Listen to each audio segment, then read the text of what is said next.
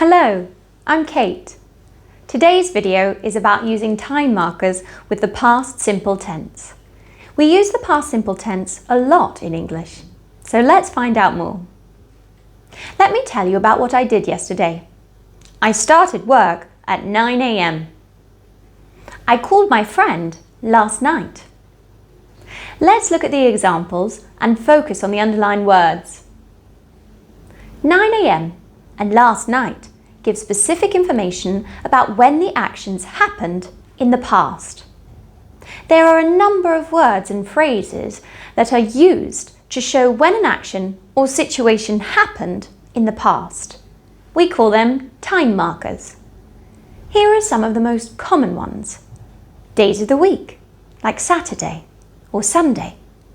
Times of the day, weeks, months, seasons, years.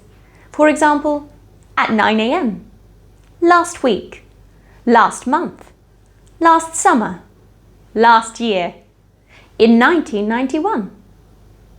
Dates or numbers. For example, in June, on the 10th of July. Make sure you use the correct preposition before the time marker. Here are some tips for you. With days of the week and dates, you use the preposition on. With words like night, week, and with days of the week, you use last.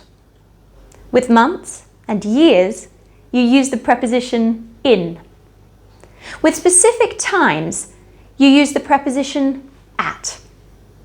Let's look at some more examples. I met my friend for lunch on Sunday. We learnt about the past simple tense last week. I graduated in 2015. What about with other time markers? How do you make sentences with words like yesterday and today? Other time markers that you can use include ago, yesterday, today, this morning, this afternoon, at the weekend. For example, I graduated 5 years ago. As you can see from the example, the verb is followed by a number of years and then the word ago.